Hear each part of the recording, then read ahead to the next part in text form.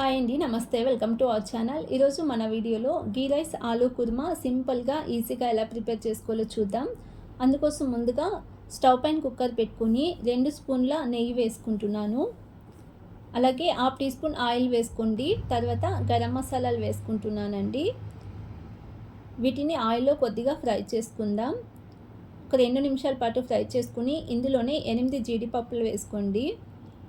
అలాగే 4 పచ్చిమిరపకాయలను పొడవుగా కట్ చేసి వేసుకోండి. తర్వాత ఒక మీడియం సైజ్ ఉల్లిపాయను కూడా పొడవుగా కట్ చేసి వేసుకుని ఫ్రై చేసుకుందాం.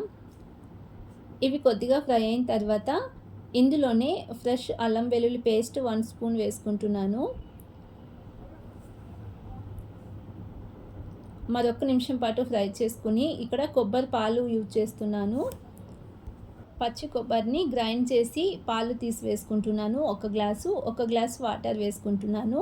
ఈ రైస్ నార్మల్ పాలతో కూడా చేసుకోవచ్చు. తర్వాత 1 గ్లాస్ బియ్యాన్ని శుభ్రంగా 2 సార్లు కడిగి వేసుకుంటున్నాను. రైస్ని నానబెట్టుకునే అవసరం ఏం లేదు, నార్మల్ రైస్ కాబట్టి డైరెక్ట్గానే వేసుకోవచ్చు. ఈ గీ రైస్ చాలా సింపుల్గా ఉంటుంది, అలాగే చాలా టేస్టీగా ఉంటుంది. ఒకసారి ఇలా ట్రై చేయండి. రుచికి సరిపడే సాల్ట్ వేసుకుని కుక్కర్ మూత పెట్టి 2 విజిల్ వచ్చిన తర్వాత స్టవ్ ఆఫ్ చేసేసుకోండి. అలాగే ఆలూ కుర్మా ఎలా ప్రిపేర్ చేసుకోవాలో చూద్దాం. అందుకోసం ముందుగా ఫ్యాన్ పెట్టుకొని 1½ స్పూన్ ఆయిల్ వేసుకుంటున్నాను.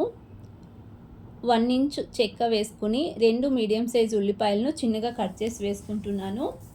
అలాగే 2 పచ్చిమిర్చిని మధ్యలో ఓపెన్ చేసి వేయండి. అలాగే కొద్దిగా కరివేపాకును కూడా వేసుకుని ఫ్రై చేసుకుందాం.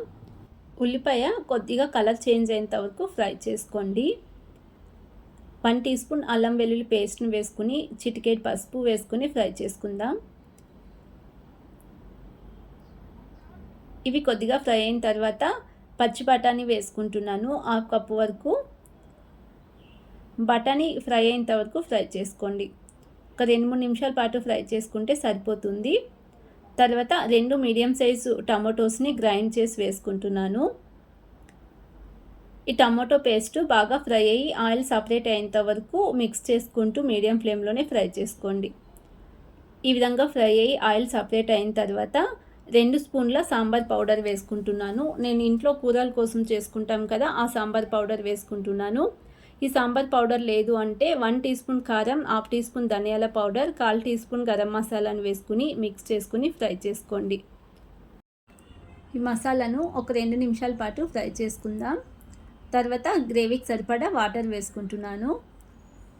ముందుగా 1 కప్పు వాటర్ వేసుకుంటున్నాను. కావాలనుకుంటే ఇంకొంచెం వేసుకోవచ్చు. మిక్స్ చేసుకుని మరో 1/2 కప్పు వాటర్ వేసుకుంటున్నాను. తర్వాత రుచికి సరిపడే సాల్ట్ని వేసుకుని ఈ గ్రేవీని మరిగించుకుందాం. ఈ గ్రేవీ ఉడికేలోపే గీ రైస్ చూద్దాం. గీ రైస్ 2 విజిల్ వచ్చి నార్మల్గా ప్రెజర్ పోయిన తర్వాత ఓపెన్ చేసుకున్నాను. చూడండి, గీ రైసు పొడిపొడిలాడుతూ ఎంత చక్కగా కుదిరిందో. చాలా సింపుల్గా చాలా టేస్టీగా ఉంటుంది. తర్వాత ఆలూ కుర్మా చూద్దాం. గ్రేవీ ఈ విధంగా ఉడుకుతూ ఉన్నప్పుడు నేను ముందుగానే 3 పొటాటోస్ని ఉడికించి పెట్టుకున్నాను. ఒక ఆలూని ఈ విధంగా మ్యాష్ చేసి వేసుకుంటున్నాను. ఆలూని ఈ విధంగా మ్యాష్ చేసి వేసుకోవడం వలన గ్రేవీ బాగుంటుందండి. అందుకని ఈ విధంగా మ్యాష్ చేసి వేసుకుని మిగిలిన 2 పొటాటోస్ని కట్ చేసి వేసుకోండి. మిక్స్ చేసుకుని ఒక 2 నిమిషాల పాటు ఉడికించుకుందాం. అలాగే 1/4 టీ స్పూన్ గరం మసాలా, అలాగే చిన్నగా కట్ చేసుకున్న కొత్తిమీరను వేసుకుని మరొక 2 నిమిషాల పాటు ఉడికించుకుని స్టవ్ ఆఫ్ చేసేసుకుంటే ఆలూ కుర్మా రెడీ అండి. ఈ కుర్మా రైస్కి ఒకటే కాదు, చపాతీ, పూరి రెండింటికి కూడా చాలా బాగుంటుంది. ఒకసారి ఇలా మీరు తప్పకుండా ట్రై చేయండి.